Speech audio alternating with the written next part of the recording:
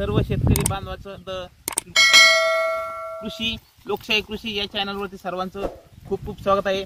मित्रांनो, आपण या ठिकाणी नाही मित्रांनो हा ज्वारीचा प्लॉट आहे जालना जिल्ह्यातील बदनापूर तालुक्यातील काजळा या गावातील शेतकऱ्याचा. मित्रांनो, आपल्याला माहीतच असेल की संपूर्ण महाराष्ट्रामध्ये ज्वारीचं पीक हे मोठ्या प्रमाणावर घेतलं जातं. त्याचप्रमाणे विदर्भ असेल, मराठवाडा असेल, त्याच्यानंतर सोलापूर जिल्हा असेल, यामध्ये ज्वारी तर प्रमुख पीक म्हणून घेतलं जातं. मित्रांनो, या कणिसाची साईज आणि या पद्धतीचं वाढलेलं ज्वारीचं पीक हे शेतकऱ्याने कशा पद्धतीने आणलं याची मी तुम्हाला आज या ठिकाणी माहिती देणार आहे. मित्रांनो, हा जो प्लॉट जो आहे या शेतकऱ्याचं नाव आहे अशोक पांढरे. या शेतकऱ्यांनी हे बियाणं बार्शी तालुक्यातील त्यांच्या नातेवाईकाकडून त्यांनी खरेदी केलं आणि मागील ज्यावेळेस आपण ज्वारीची लागवड करतो त्यावेळेस त्यांनी हे संपूर्ण ज्वारीचं पीक या ठिकाणी त्यांनी लागवड केली. इकडे ज्वारीचं पीक या ठिकाणी त्यांनी लागवड केली आणि आपण बघू शकता की बेड पद्धतीने आणि ठिबकवरती म्हणजे 4 बाय 4 फुटाचा संपूर्ण बेड आहे आणि 4 बाय 1 किंवा अर्धा इंचावरती त्यांनी ही ज्वारीची लागवड केली.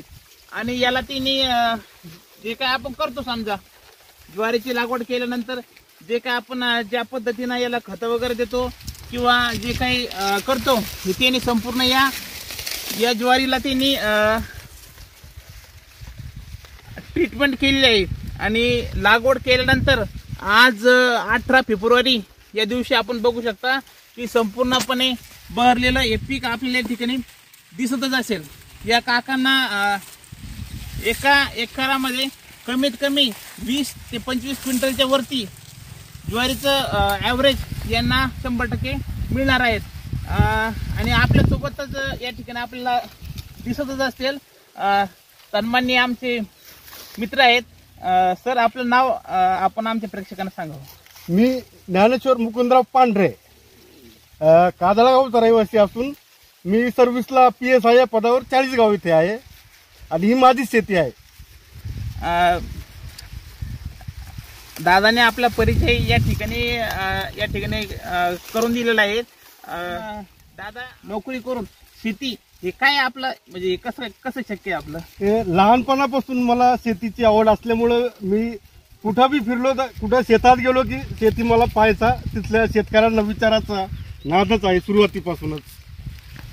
आता आपण 40गाव साईडला आपण सध्या कार्यरत आहात.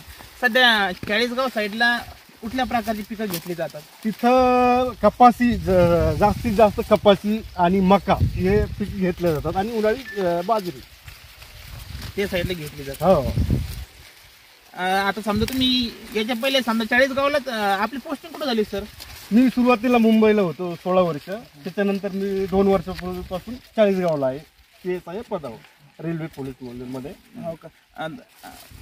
आता आपण समजा जवळपास 17-18 वर्ष सर्व्हिस आपण या महाराष्ट्राच्या जनतेला दिली. आपली शिक्षण आणि आपली मी 12वी पर्यंत माझं शिक्षण झालेलं आहे. पहिलं मी RPF मध्ये कॉन्स्टेबल या पदावर भरती झालेलो आणि 2021ला मग PSIचं माझं सिलेक्शन झालं ऑल इंडिया याच्यात मार्फत विभागीय. कोणत्या साली आपलं सिलेक्शन झालं होतं? 2021ला. 2021ला. आणि माझी मूळ भरती बेसिक भरती जे आहे ती 2005ची आहे. कॉन्स्टेबल पदावर मी भरती झालो होतो त्यात. समजा आपले 16-17 वर्ष आपण महाराष्ट्राच्या जनतेला आपण सर्व्हिस या ठिकाणी दिलेली आहेत. आपण आता शेतीकडे वळूयात. सर, आपल्याला जमीन किती टोटल? मला 10 एकर जमीन आहे आणि 2 जण भाऊ आहे. मी तर आमची कंबाईन शेती आहे. सध्या आपल्या शेतामध्ये काय काय सर? शेतामध्ये माझ्या गहू आहे, ज्वारी आहे, टरबूज आहे आणि बाजरी पण आहे. एवढे पीक. मोसंबीचा एक प्लॉट आहे, तो पण एकदम व्यवस्थित आहे. समजा असं नवीनच पद्धतीनं समजा त्याचं पण हे केलेलं आहे आम्ही नियोजन.